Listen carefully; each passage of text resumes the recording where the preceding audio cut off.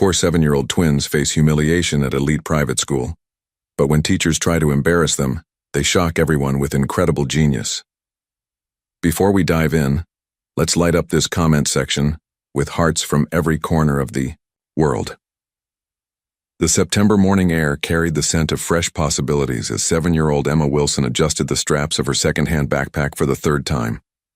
Beside her, her identical twin sister Olivia clutched a worn notebook against her chest, her wide eyes taking in every detail of the imposing brick facade before them. Westbrook Academy stood like a fortress of privilege, its manicured lawns and gleaming windows speaking of generations of wealth and tradition. The brass nameplate by the entrance caught the morning sun, casting golden letters that seemed to whisper of exclusivity. "Remember what we talked about, girls?" "Their father, Jack," Wilson said softly, kneeling between his daughters. His custodial uniform from the night shift at General Hospital was hidden beneath his only good jacket, the one he wore to parent-teacher conferences and church. "You belong here just as much as anyone else." Emma straightened her shoulders, her chin lifting with quiet defiance. "We know, Dad. We earned this." Olivia nodded silently, but her fingers trembled slightly as she touched the corner of a photograph tucked inside her notebook. Their mother, Catherine, captured in a moment of joy 5 years ago, before cancer stole her brilliant mind from the world. The scholarship letter had arrived 3 months earlier, announcing that the Wilson twins had been selected for Westbrook Academy's new diversity initiative. Their public school teacher, Mrs. Henderson, had recommended them after witnessing their extraordinary mathematical abilities during a routine assessment that left even her speechless. As they approached the main entrance, the heavy oak doors opened to reveal Principal Richard Montgomery. His silver hair was perfectly styled, his suit impeccable, and his smile carefully measured, warm enough to appear welcoming, but cool enough to maintain distance. "Ah, the Wilson family," he announced, his voice carrying the practiced authority of someone accustomed to being the most important person in any room. "Welcome to Westbrook Academy."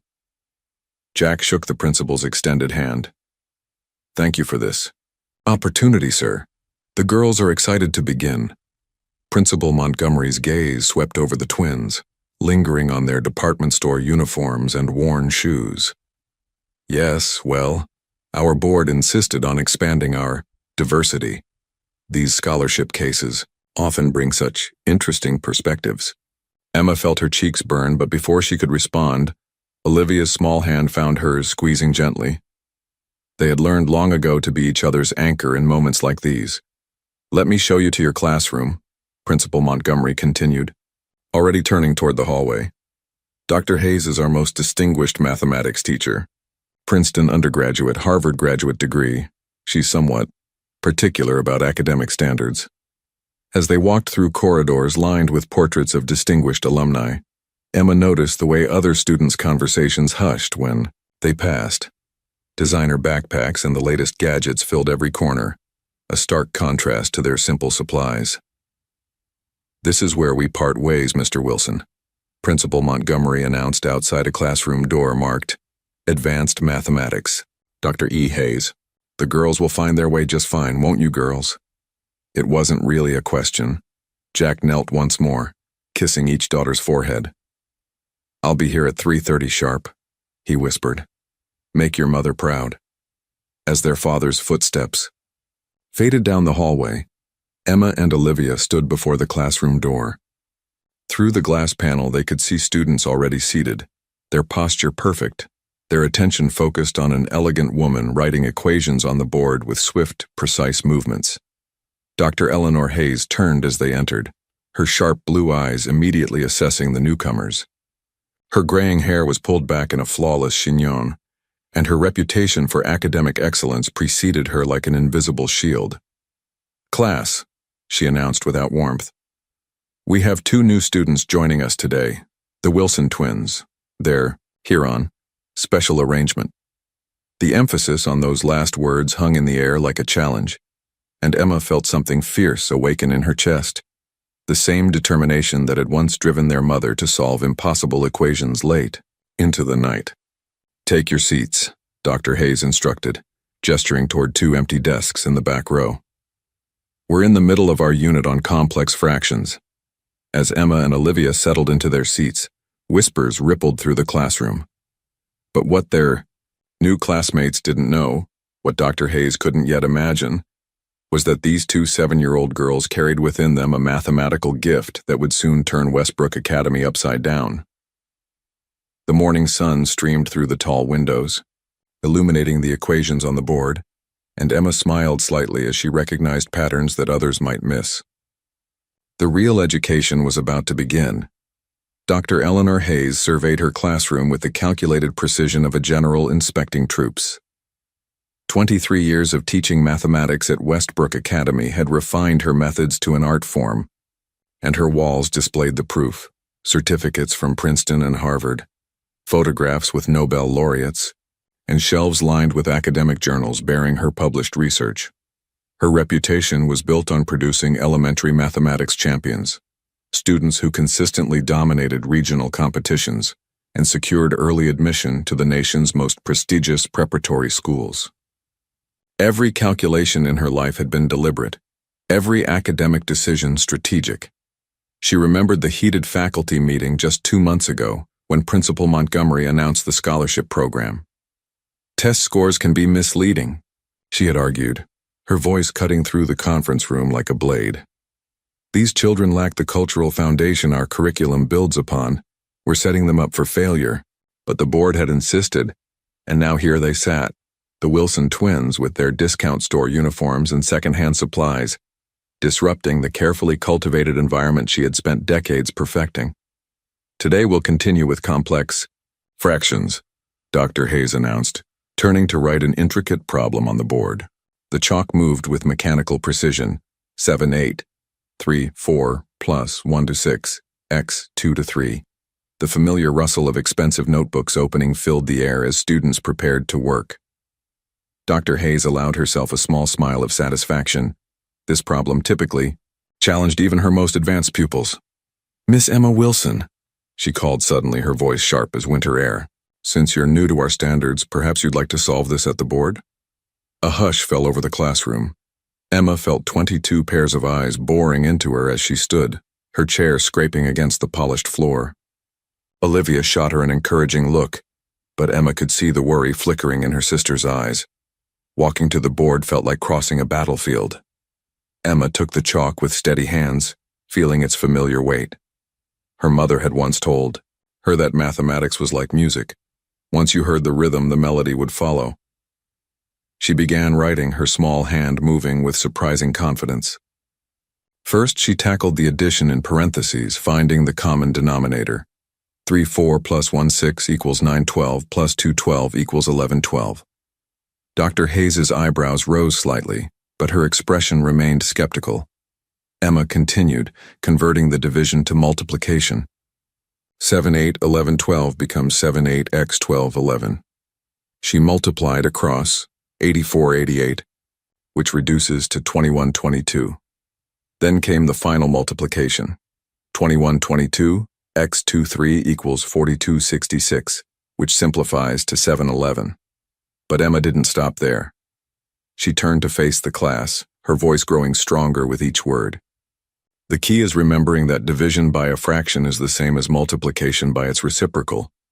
And when you have mixed operations, always work inside parentheses first, just like in regular arithmetic." Several students nodded in understanding, their faces lighting up with comprehension. Tommy Martinez, who had struggled with fractions all semester, whispered, "Oh, now I get it." Dr. Hayes stared at the board, then at Emma, then back at the board. The solution was not only correct but elegantly presented. More disturbing still was the way Emma had explained it, making complex concepts accessible to her struggling classmates. "Adequate," Dr. Hayes said finally, her tone carefully neutral. "Though I suspect you've encountered this specific problem type before, memorization can be effective for certain patterns." Emma's cheeks flushed, but she kept her voice respectful. "Actually, Dr. Hayes, I've never seen this exact problem, but my mom taught me that once you understand the rules, you can apply them to any combination." The mention of her mother sent a brief pang through Emma's chest. but she held her ground. Behind her, Olivia sat straighter, pride radiating from her small frame. Dr. Hayes's lips pressed into a thin line. In her experience, 7-year-olds didn't demonstrate this level of mathematical reasoning without extensive coaching. Someone had clearly prepared these children specifically for situations like this. "Return to your seat, Miss Wilson," she instructed, coolly. "Class, let's try something more challenging." As Emma walked back to her desk, she caught whispered conversations. "Did you see how she explained it? That was actually helpful. Maybe she could tutor me sometime." Dr. Hayes turned back to the board, her mind racing. One problem proved nothing. But if these scholarship students thought they could waltz into her classroom and impress everyone with rehearsed performances, they were gravely mistaken. She would find their limitations. She would expose the gaps in their preparation. Because, in her 23 years at Westbrook Academy, Dr. Eleanor Hayes had never encountered a problem she couldn't solve. And that included the problem of students who didn't belong. Tomorrow, she decided, watching Emma whisper encouragingly to her sister, she would present them with challenges no amount of coaching could have prepared them for. The real test was just beginning. 2 weeks had passed since the Wilson twins first entered Dr. Hayes's classroom, and an uneasy rhythm had developed. Each day brought new challenges, subtle tests designed to reveal weaknesses that Dr. Hayes remained convinced must exist. This particular Tuesday morning found Dr. Hayes at the board, chalk dancing across the surface as she demonstrated mathematical patterns to her captivated audience. Her confidence was absolute. After all, pattern recognition was her specialty, published in 3 academic journals. "Observe this sequence," she announced, writing with flourish. 2, 6, 18, 54, 162, 484. Can anyone identify the pattern governing this progression? Her eyes swept the room, deliberately avoiding the back corner where the twins sat. Hands shot up around the classroom. "Each number is multiplied by 3, called out Sarah Chen, a 4th grader known for her quick thinking. "Precisely, Dr. Hayes smiled, her satisfaction evident. "Each term is the previous term multiplied by 3. Simple geometric progression." Emma frowned slightly, her pencil moving across her notebook. She traced through the sequence again. 2x3, 6, 6x3, 18, 18, x3, 54, 54, x3, 162. But then 162 x3 should equal 486, not 484. She glanced at Olivia, who had noticed the same discrepancy and was pointing subtly at her own calculations. Emma remembered her father's gentle words from just last week. "Sometimes it's not what you say, sweetheart, but how you say it that makes all the difference." Slowly, Emma raised her hand. Dr. Hayes paused mid-explanation, her jaw tightening almost imperceptibly. "Yes, Miss Wilson?" "I'm sorry to interrupt, Dr. Hayes," Emma began, her voice carefully respectful, "but I'm a little confused about the pattern. If each number is 3 times the previous one, shouldn't the 6th term be 486 instead of 484? The classroom fell deadly silent. 22 students turned to look between Emma and the board, then back at their formidable teacher. The wall clock's ticking seemed thunderously loud. Dr. Hayes stared at the sequence she had written, her confident posture wavering slightly. Her mind raced through the multiplication, 162x3. The answer struck her like cold water. The girl was right. For a moment, that stretched like eternity, Dr. Hayes stood frozen. Her reputation, her authority, her carefully constructed classroom dynamic, all balanced on the edge of this simple arithmetic error. But Dr. Eleanor Hayes had not built her career by admitting mistakes to 7-year-olds. "Excellent observation. Miss Wilson," she said finally, her voice regaining its authoritative tone as she erased the 484 and replaced it with 486. "I was testing your attention to detail. Too many students accept information without verification." She turned back to the class with renewed vigor. "This is precisely why critical thinking matters more than passive absorption." Miss Wilson demonstrated proper mathematical skepticism. Emma blinked in surprise but said nothing more. Beside her, Olivia shot her a look that communicated volumes. They both recognized the deflection, the refusal to acknowledge a simple human error, but they also understood something else. Confronting Dr. Hayes directly would only create bigger problems. Their father had taught them to pick their battles wisely. Now then, Dr. Hayes continued, let's move on to more complex patterns. Miss Olivia Wilson, perhaps you'd like to tackle this next sequence. As she wrote a new, deliberately challenging progression on the board, Dr. Hayes felt a disturbing realization settling in her mind. The Wilson twins weren't just memorizing solutions, they were thinking, analyzing, questioning, and that made them far more dangerous to her assumptions than she had anticipated. Tomorrow, she decided, watching Olivia confidently approach the board, she would need to escalate her methods. Because if these scholarship students continued demonstrating this level of mathematical maturity, they might force her to confront some uncomfortable truths about her own teaching philosophy. The battle lines were being drawn, and Dr. Hayes refused to surrender the territory she had claimed as her own. The next morning arrived with the crisp bite of October air, and Dr. Hayes entered her classroom carrying a manila folder that hadn't been there the day before. Her sleep had been restless, filled with calculations and wounded pride. If the Wilson twins wanted to play mathematical games, she would give them a real challenge. Class, before we begin today's lesson, I have a special assessment for our newer students, she announced, her voice carrying a dangerous sweetness that made several students exchange worried glances. She approached Emma's desk and placed a sheet of paper face down in front of her. This problem comes from our 5th grade advanced placement curriculum. I'm curious to see how you handle material designed for students 3 years older. Emma felt her stomach flutter but kept her expression calm. She flipped the paper over to reveal a complex word problem involving multiple variables and algebraic thinking, well beyond typical 2nd grade level. The problem read, a farmer has chickens and cows. Together they have 84 legs and 30 heads. How many chickens and how many cows does the farmer have? Emma stared at the problem, her mind working through the logic. She had never seen anything quite like this, but something her mother had once said echoed in her memory. Every problem is just a story waiting to be solved. She began writing, her small hand moving deliberately across the paper. Chickens have 2 legs, cows have 4 legs, she murmured to herself. If all 30 animals were chickens, that would be 60 legs. But we have 84 legs, so 24 extra legs. Each cow adds 2 extra legs, so 24 2 hours 12 cows. That means 30, 12 hours 18 chickens. She checked her work. 18 chickens x 2 legs are 36 legs.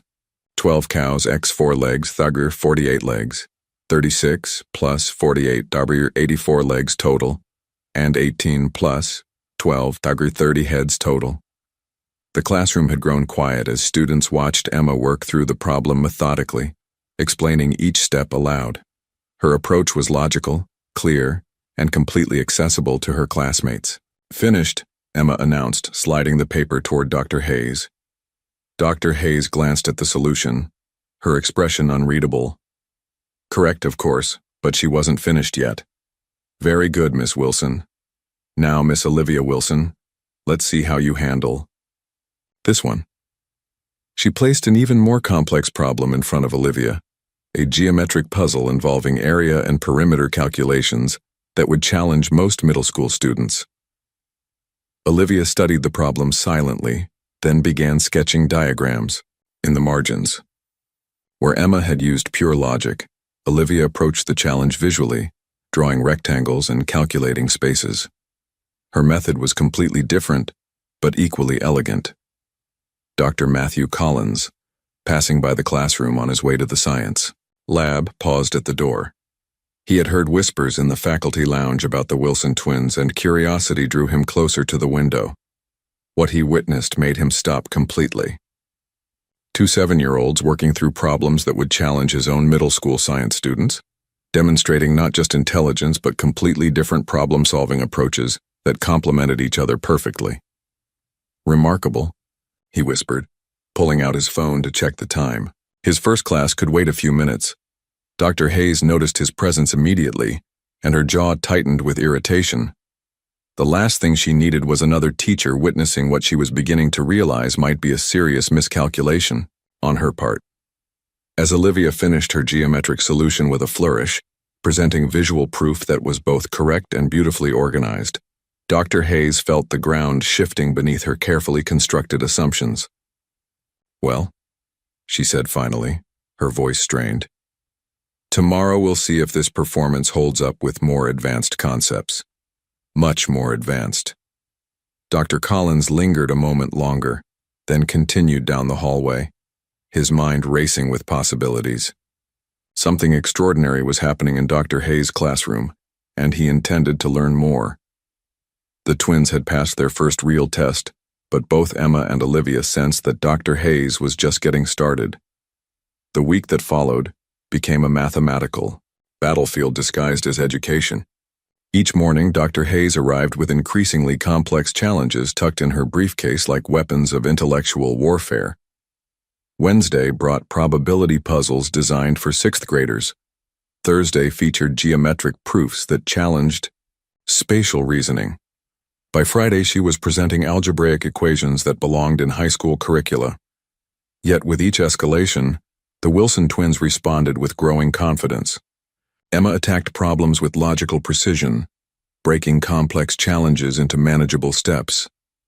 Olivia approached the same challenges through visual intuition, sketching diagrams and seeing patterns that others missed entirely. Their complementary abilities created something Dr. Hayes hadn't anticipated. They were actually helping their classmates understand difficult concepts. When Tommy Martinez struggled with probability, Emma explained it using coin flips and dice rolls. When Sarah Chen couldn't visualize geometric relationships, Olivia drew diagrams that made abstract concepts tangible. Dr. Collins found himself stopping by more frequently, initially claiming he needed to borrow chalk or check the schedule. But really, he was witnessing something extraordinary: two children whose mathematical gifts were awakening curiosity in an entire classroom. By Thursday, he wasn't alone. "You have to see this," he whispered to Ms. Carmen Garcia during lunch break, pulling the arts teacher toward Dr. Hayes' classroom. Ms. Garcia watched through the door window as Olivia explained how geometric shapes related to artistic compositions, using mathematical concepts to help a struggling student understand both subjects simultaneously.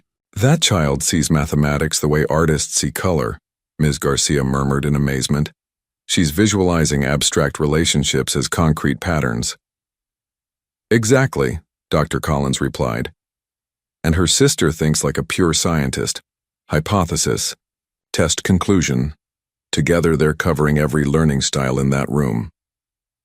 In the faculty lounge that Friday afternoon, battle lines were quietly drawn. Dr. Hayes sat rigidly at her usual table, Principal Montgomery beside her, both nursing, coffee cups and wounded pride. "These children are disrupting established classroom dynamics," Dr. Hayes said quietly. "Other students are becoming dependent on their explanations instead of developing independent thinking skills." Principal Montgomery nodded grimly. "I've been saying from the beginning, scholarship cases require different handling. They lack the cultural preparation for our academic environment." But across the room, a different conversation was unfolding. Dr. Collins, Ms. Garcia, and now Mrs. Foster from the library clustered around a small table, their voices animated with excitement. "Preparation?" Dr. Collins scoffed, glancing toward the other table. "Those girls are thinking 3 steps ahead of problems we haven't even taught them yet." Ms. Garcia added, "Olivia asked me about the mathematical relationships in Renaissance art compositions. A 7-year-old. She's making connections between disciplines that graduate students struggle with." Mrs. Foster leaned forward conspiratorially. "I found them in the library yesterday reading about number theory for fun. When I asked if they needed help, Emma said they were just curious about patterns." The divide was becoming unmistakable. On one side sat those who viewed the Wilson twins as anomalies to be contained, problems to be solved. On the other sat educators who recognized something rare and precious, minds that could transform how mathematics was taught and learned. Dr. Hayes overheard fragments of the conversation and felt her resolve hardening. Next week, she decided, She would arrange a test that would expose these children's limitations once and for all. No more classroom demonstrations that made her look foolish in front of colleagues. She would contact the regional mathematics board about the upcoming elementary Olympiad. Let the Wilson twins face real mathematical prodigies, children who had been groomed for academic excellence since preschool. Then everyone would see the difference between authentic preparation and lucky guesswork. But across the room, Dr. Collins was making plans of his own, quietly determined to ensure these remarkable children received the support they deserved. Principal Montgomery's phone call came on Monday morning, his tone carrying the weight of administrative authority. "Dr. Hayes, I've arranged a formal assessment for Wednesday afternoon. The school board will be present to evaluate our scholarship program's effectiveness." The words hung between them like a challenge. Dr. Hayes understood perfectly. This was her opportunity to prove that academic excellence couldn't be manufactured overnight, regardless of raw talent. Wednesday afternoon arrived gray and cold, matching the stern faces of the 5 board members who filed into Dr. Hayes's classroom. They arranged themselves along the back wall like judges at a tribunal, their expensive suits and measured expressions speaking of decades in educational leadership. Chairman Roberts, a silver-haired man whose family had endowed 3 buildings at Westbrook, consulted his pocket watch with theatrical precision. "Dr. Hayes, we're here to assess whether our diversity initiative is maintaining academic standards." Dr. Hayes had spent 3 sleepless nights preparing her most challenging problems. Mathematical puzzles that had stumped graduate students, geometric proofs that required advanced spatial reasoning, and algebraic concepts typically reserved for high school curricula. "Emma and Olivia Wilson," she announced formally, "please approach the board." The twins walked forward with quiet dignity, their second-hand uniforms pressed carefully by their father that morning. Emma carried herself with steady confidence while Olivia's artistic eye took in every detail of the imposing audience. "Your first challenge," Dr. Hayes began writing on the board, "involves advanced pattern recognition with multiple variables." The problem was deliberately complex, a sequence involving both arithmetic and geometric progressions that twisted together in ways designed to confuse even exceptional students. Emma studied the numbers silently, then began speaking as she wrote. "The pattern has 2 layers. Every odd position follows arithmetic progression. Every even position follows geometric progression. So we track them separately, then recombine." Her explanation was clear and logical, but what stunned the board was what happened next. Olivia approached the same problem from a completely different angle, drawing visual representations that revealed the underlying structure through geometric relationships. "They see the same truth through different lenses," whispered Dr. Elizabeth Winters, a mathematics professor at the local university who served on the board. One analytical, one intuitive, but both arriving at elegant solutions. Dr. Hayes presented 3 more increasingly difficult challenges. Each time, the twins not only solved the problems but demonstrated approaches that complemented each other perfectly. Emma's systematic methodology combined with Olivia's visual insights created solutions that were both rigorous and beautiful. Chairman Roberts leaned forward, clearly intrigued. "These children show remarkable abilities. What's their educational background?" Dr. Hayes hesitated, realizing her strategy was backfiring spectacularly. Before she could respond, Jack Wilson stepped forward from where he'd been quietly observing near the doorway. "Their mother was Catherine Wilson," he said simply. "She was a mathematics graduate student before." His voice caught slightly. "Before she passed away 5 years ago. She taught them basics when they were very young, but mostly she taught them to love learning." Dr. Winters's eyes widened with recognition. "Catherine Morrison Wilson? I knew Katie in graduate school. She was brilliant. Her thesis on pattern recognition in complex systems was groundbreaking. These children have inherited her mathematical intuition." For the first time since meeting the twins, Dr. Hayes felt her skepticism iver. She remembered Catherine Wilson now, a promising young mathematician whose career had been cut tragically short. Perhaps these children's abilities weren't the result of coaching after all. But Principal Montgomery, sensing his position weakening, stepped forward decisively. While these results are interesting, we need to ensure our students can compete against truly prepared opponents.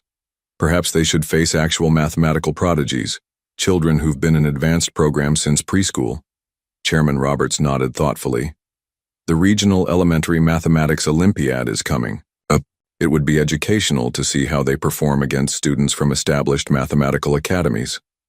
Dr. Hayes found herself agreeing, though for different reasons now.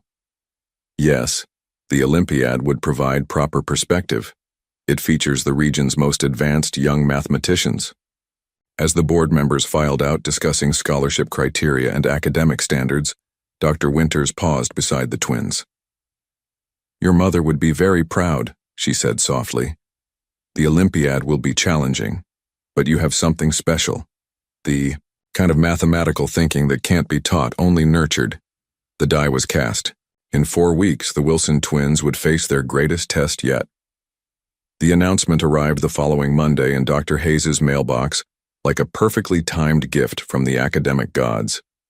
The Regional Elementary Mathematics Olympiad, the most prestigious mathematical competition for students under 12, would be held in exactly 4 weeks at the legendary Bradford Academy. Dr. Hayes read the competition guidelines with growing satisfaction. Bradford Academy's Gothic towers and century-old reputation for mathematical excellence would provide the perfect backdrop for exposing the Wilson twins' limitations. This wasn't some small-town assessment. This was where true mathematical prodigies proved their worth. She entered her classroom that morning with renewed confidence, the Olympiad announcement clasped in her manicured hands like a secret weapon. "Class, I have exciting news," she announced, her voice carrying subtle undertones of anticipated vindication. "Westbrook Academy has been invited to send representatives to the Regional Elementary Mathematics Olympiad."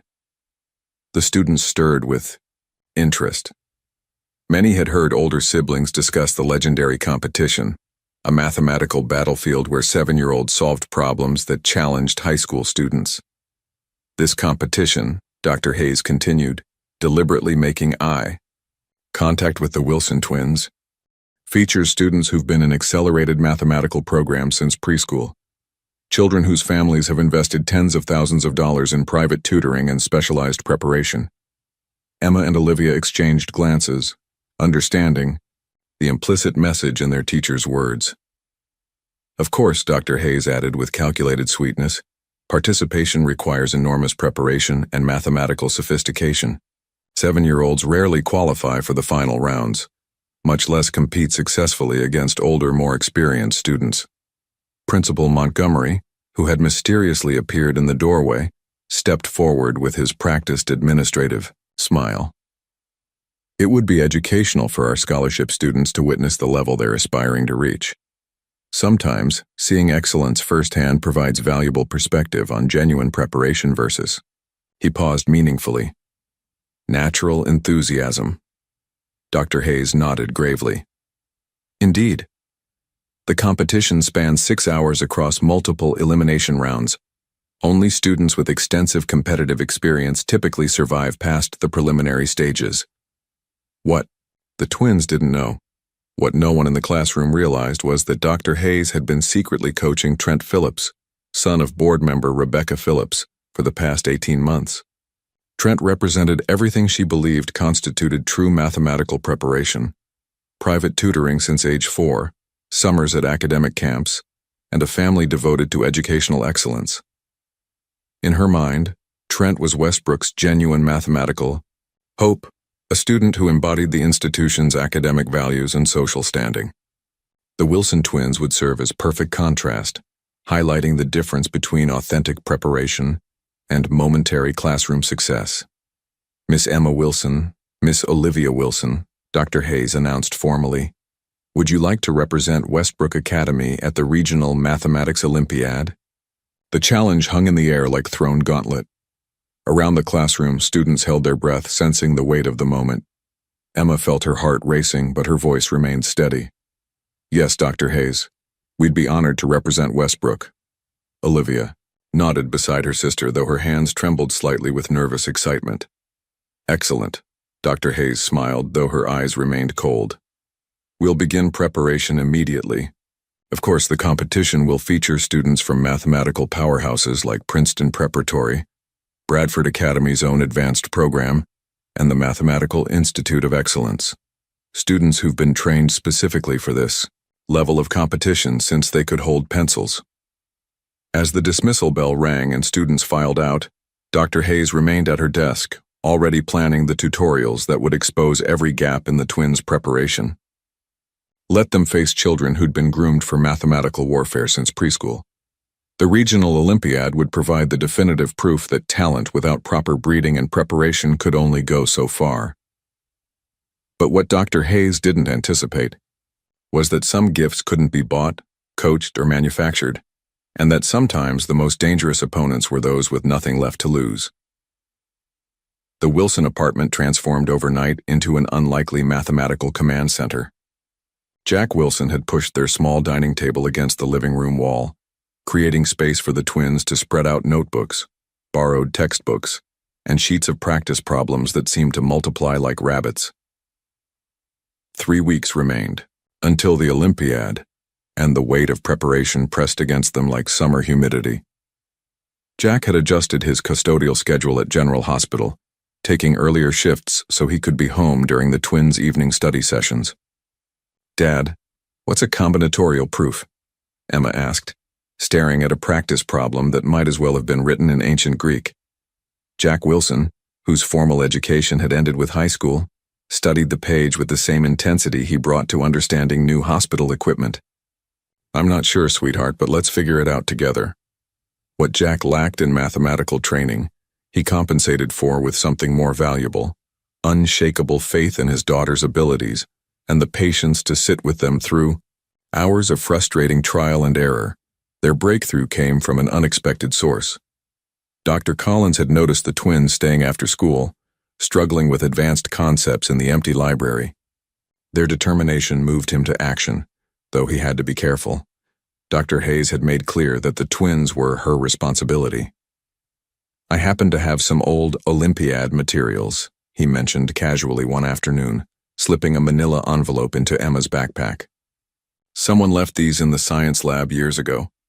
Might be interesting reading." Inside were treasures beyond price. 5 years of past Olympiad problems, complete with solution explanations and strategic approaches. The twins devoured every page, like starving scholars. But progress came with painful moments. 2 weeks into preparation, Olivia encountered a series of advanced combinatorial problems that shattered her confidence. She sat at their makeshift study center, tears streaming down her cheeks as numbers swam meaninglessly across the page. "I can't do this, Emma," she whispered. "These kids have been preparing their whole lives. We're going to embarrass ourselves." Emma felt her own doubts rising like floodwater, but before she could respond, their father appeared with a dusty cardboard box she'd never seen before. "I think it's time you girls saw something," Jack said quietly, settling beside them on the worn carpet.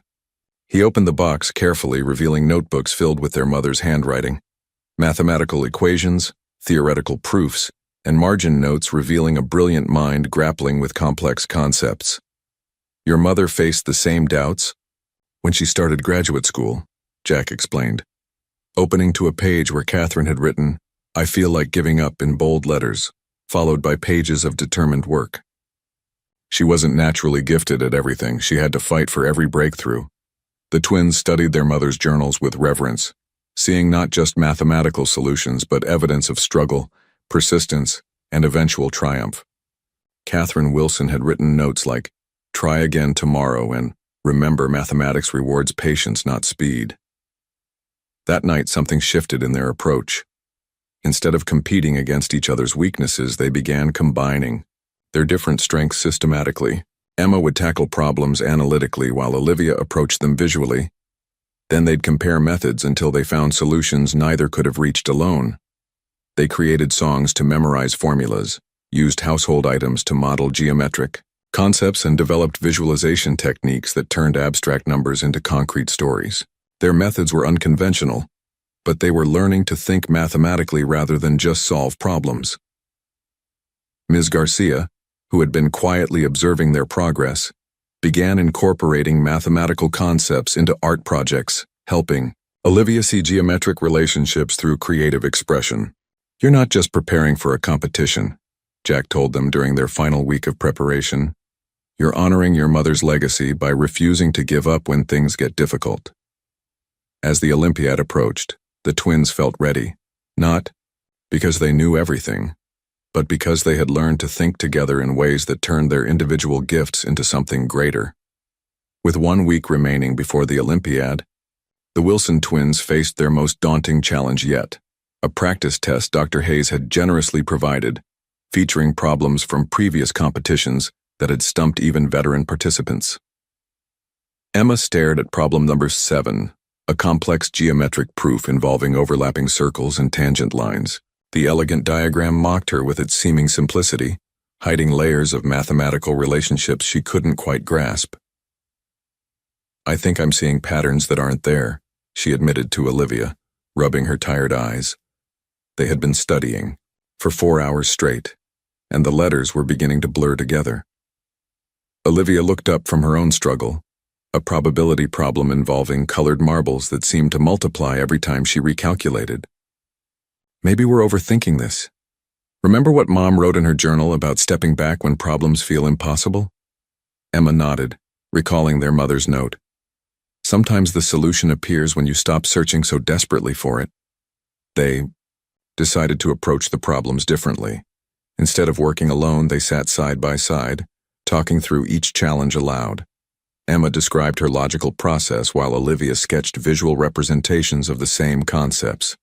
"Wait," Olivia said suddenly, her pencil tracing circles on scratch paper. "What if the geometric proof isn't about calculating angles at all? What if it's about seeing the symmetry?" Emma studied her sister's drawing, then felt understanding dawn like sunrise. "And my probability problem. I've been treating each marble, draws independent, but they're connected events that affect each other.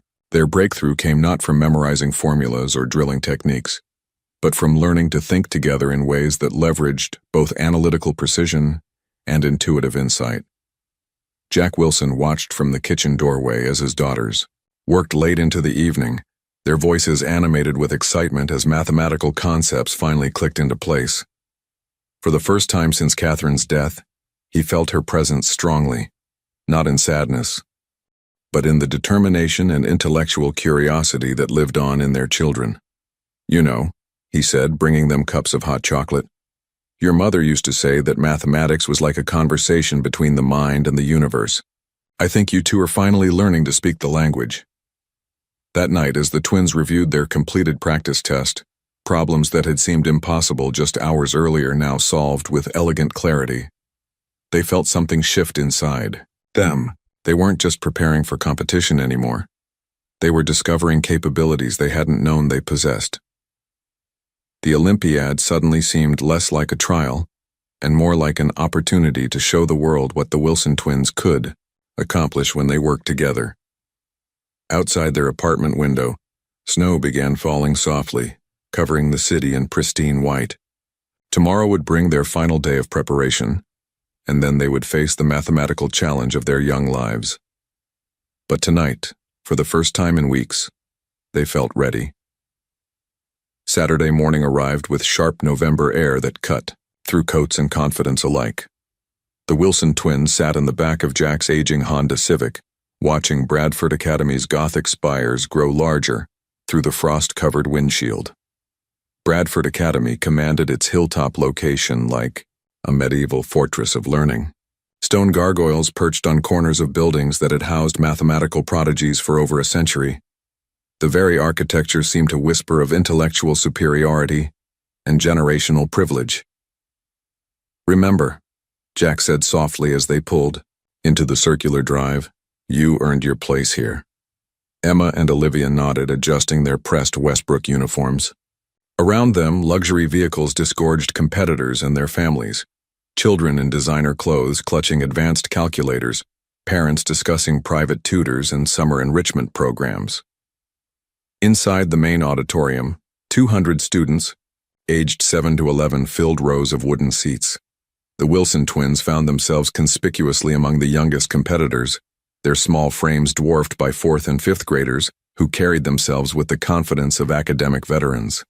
Dr. Hayes swept into the registration area like a general inspecting troops. She immediately located Trent Phillips, whose mother had driven him in their Mercedes SUV, and began introducing him to competition judges with obvious pride. "This is Trent Phillips from Westbrook Academy," she announced to Dr. Margaret Steinberg, head judge from MIT. "He's been in our accelerated program since kindergarten, exceptional mathematical reasoning."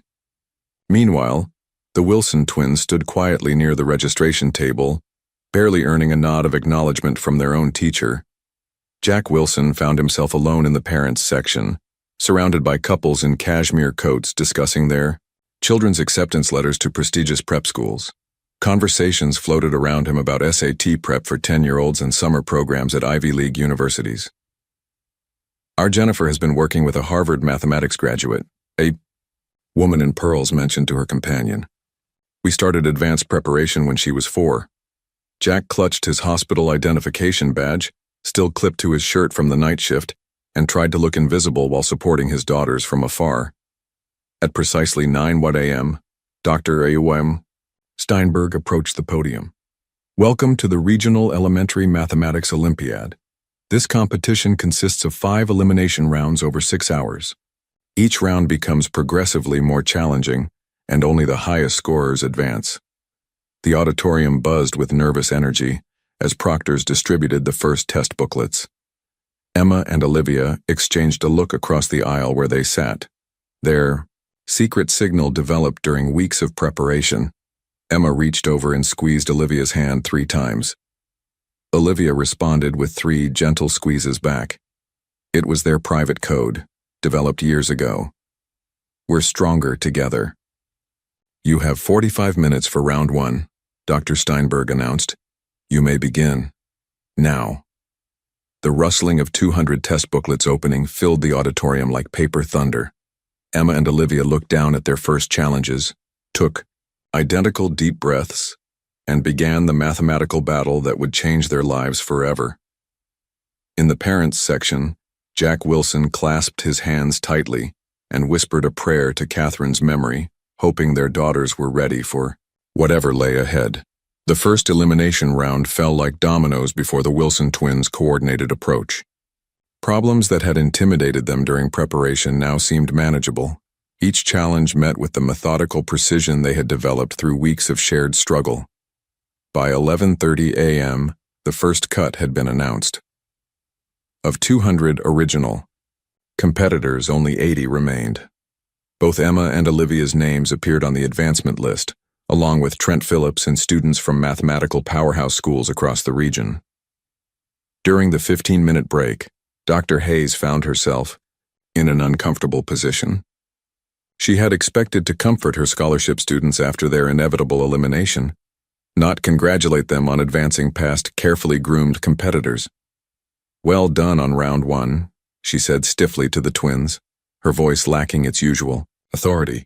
"Round 2 will be significantly more challenging." Emma and Olivia simply nodded respectfully, but their confidence was quietly growing with each successful challenge. The lunch break arrived after round 3, with only 24 competitors remaining. The Wilson twins sat with their father at a small table in the corner, sharing sandwiches he had packed that morning while other families discussed their children's performances with expensive consultants. "How are you feeling?" Jack asked, studying his daughters' faces for signs of fatigue or discouragement. "Different than I expected," Emma admitted. "The problems are hard, but they're not impossible. They're just bigger versions of things we already understand." Olivia nodded, sketching geometric patterns on her napkin. "It's like Mom's journal said. Once you see the underlying patterns, the complexity doesn't matter as much." Across the dining hall, Dr. Hayes sat with Trent Phillips and his mother, providing intensive coaching between rounds. But her eyes kept drifting toward the corner table where the Wilson twins sat calmly with their custodial worker father, displaying none of the anxiety she had expected to see. When round 4 results were announced, only 12 competitors remained. The twins had not only survived but excelled, their scores placing them in the top tier alongside students from Princeton Preparatory and Bradford Academy's own elite program.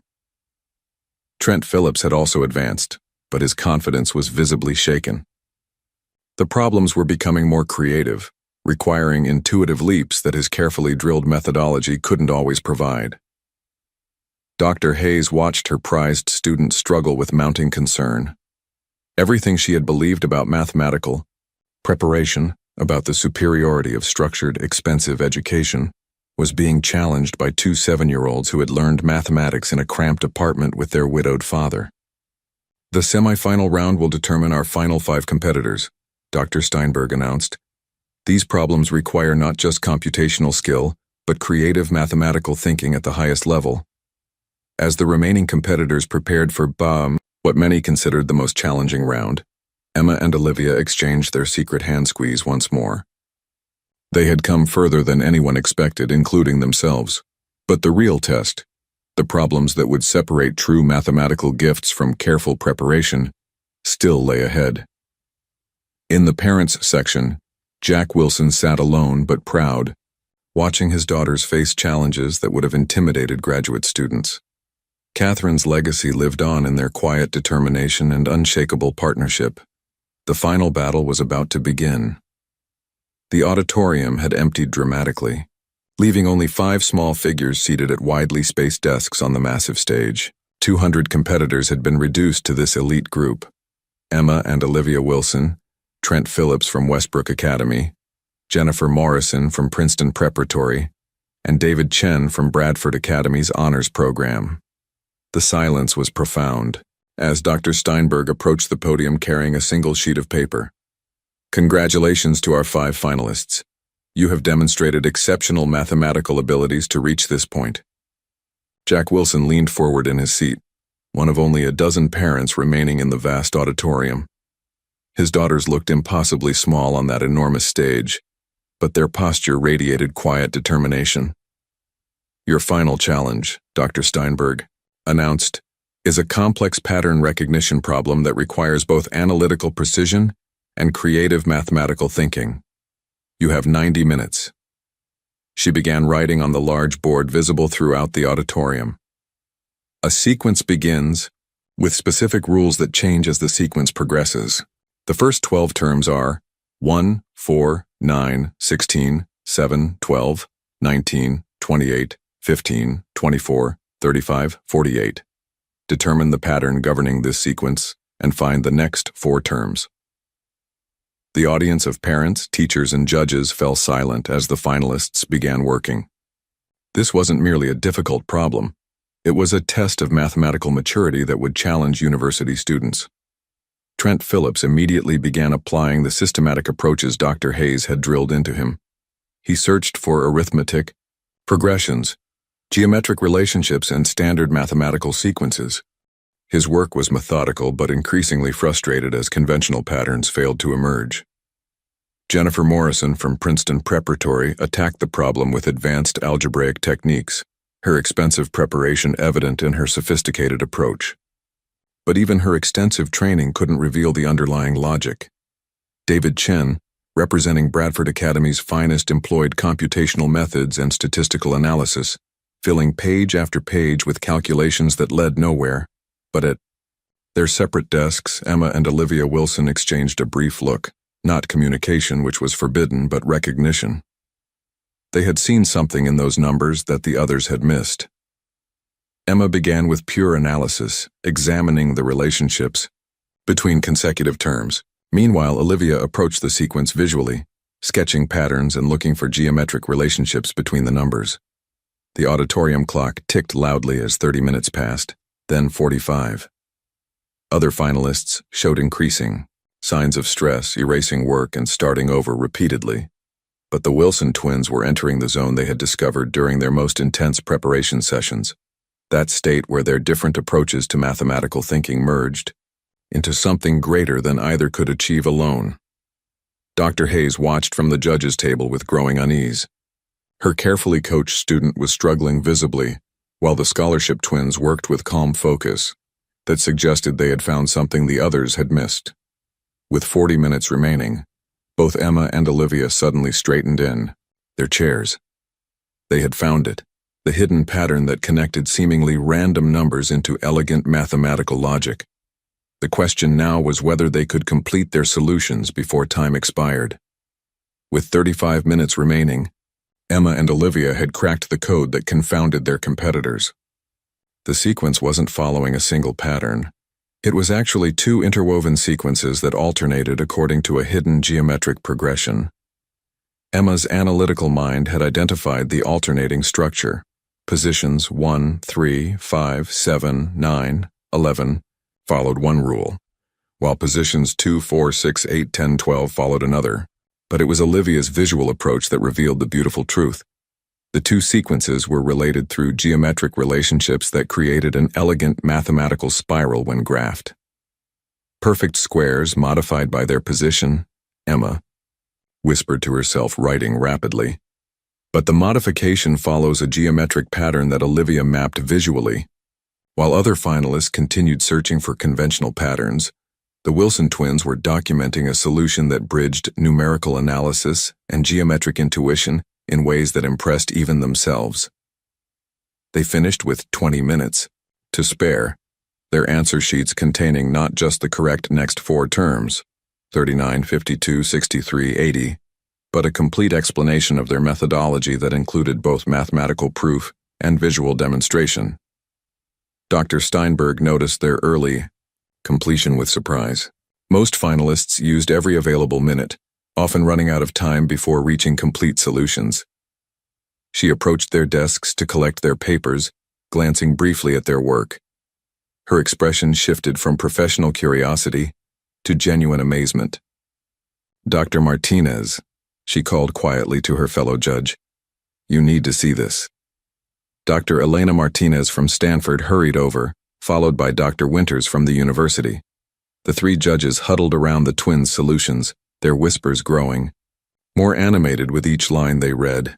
"This approach," Dr. Steinberg murmured, "I've never seen anything like it. They've identified a dual pattern structure that creates geometric relationships between seemingly unrelated terms.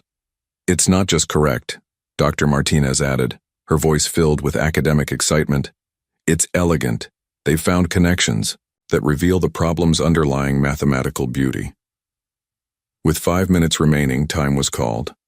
Other finalists looked exhausted, their papers showing multiple attempts and erased work. Several had found partial patterns, but none had achieved complete solutions. Dr. Steinberg returned to the podium, holding the twins' papers like precious artifacts.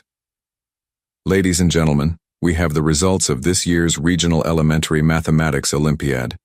The auditorium fell silent as she prepared to announce the rankings. Jack Wilson gripped his chair arms, his heart pounding with anticipation and pride. This year's competition featured an unprecedented solution to our final challenge. The winning approach demonstrated mathematical thinking that transcends conventional problem-solving methodologies. She paused, consulting her notes. First place with a perfect score and an innovative solution technique, Emma and Olivia Wilson from Westbrook Academy. The auditorium erupted in applause as the twins stood at their desks, looking stunned by their own success. Dr. Hayes sat, frozen at the judges' table, her worldview crumbling around her like ancient foundations. As the applause thundered through Bradford Academy's auditorium, Emma and Olivia Wilson walked forward to accept their trophy with the same quiet dignity they had carried throughout the competition. The crystal mathematical symbol seemed to catch every light in the room, reflecting their achievement in brilliant fragments. Dr. Steinberg presented them with educational grants worth $15,000 each, money that would transform their academic futures. "Your solution will be published in the Journal of Elementary Mathematical Excellence," she announced. "It represents a new approach to pattern recognition that could influence how we teach mathematical thinking." Behind them on the stage, their fellow competitors offered congratulations with varying degrees of genuine enthusiasm. Jennifer Morrison from Princeton Preparatory shook their hands professionally, while David Chen from Bradford Academy seemed genuinely impressed by their methodology. But it was Trent Phillips who surprised everyone. Despite finishing third and Facing his mentor's visible disappointment, he approached the twins with authentic admiration. "That was incredible," he said quietly. "I've been studying these problems for 2 years, and I never would have seen what you found." His words carried more weight than any judge's praise, coming from a competitor who understood the true difficulty of what they had accomplished.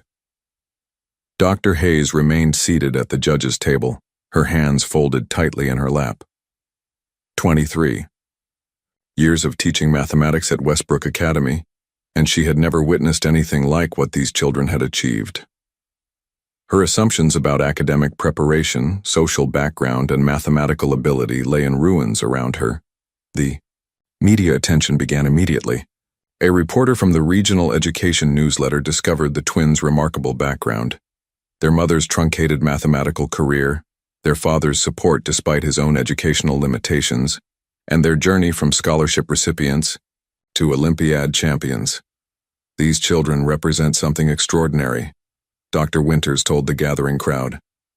"Pure mathematical thinking, unencumbered by conventional approaches. MIT's Saturday Enrichment program would be honored to have them."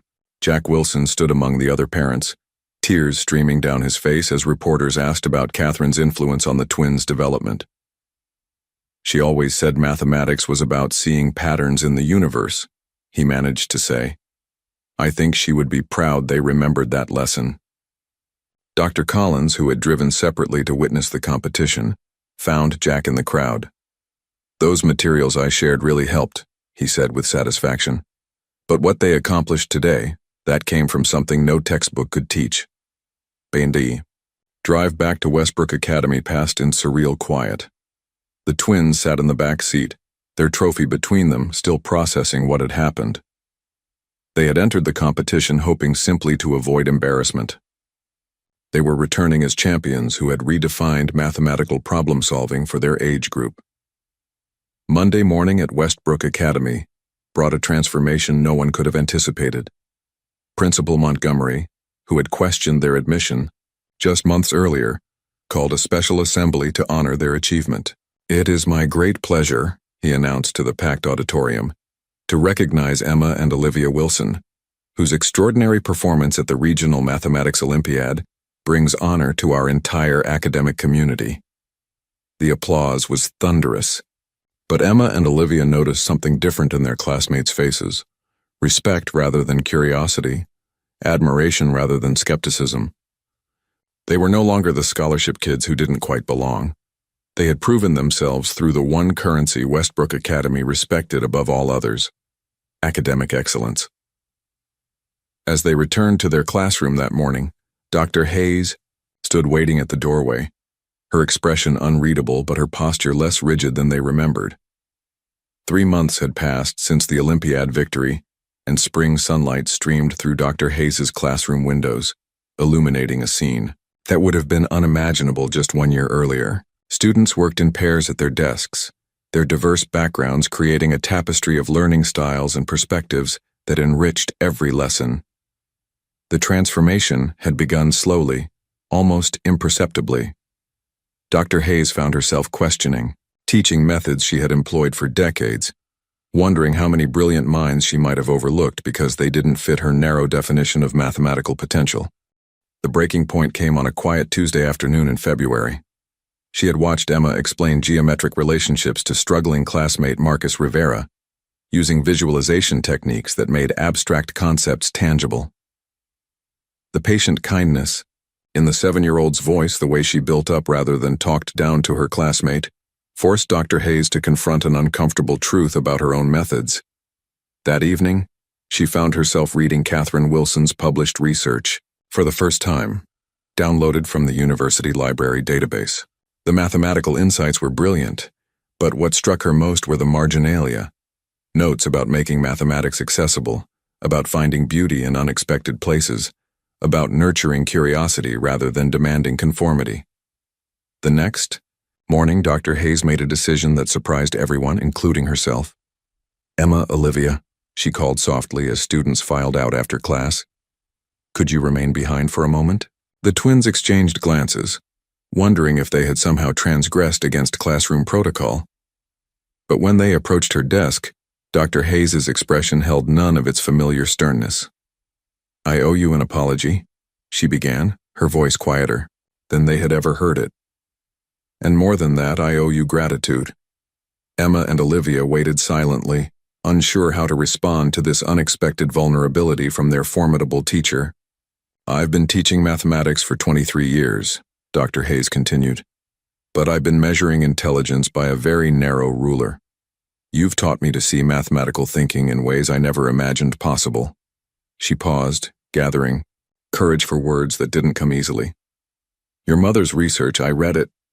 She understood something I'm only beginning to grasp, that mathematical gift comes in many forms, and our job as educators is to nurture that gift, not reshape it to fit our preconceptions." From that day forward, Dr. Hayes began implementing collaborative learning approaches that paired students of different backgrounds and thinking styles. She incorporated visual techniques Olivia had pioneered, analytical methods Emma had perfected, and creative problem-solving strategies that honored diverse perspectives. The classroom became a laboratory for mathematical discovery rather than a testing ground for conformity. The most profound change came when Principal Montgomery announced the establishment of the Catherine Wilson Mathematics Scholarship, a program designed to identify and nurture mathematical talent in students from all backgrounds. The scholarship would provide not just financial support, but mentoring and enrichment opportunities that recognize different forms of intellectual gift.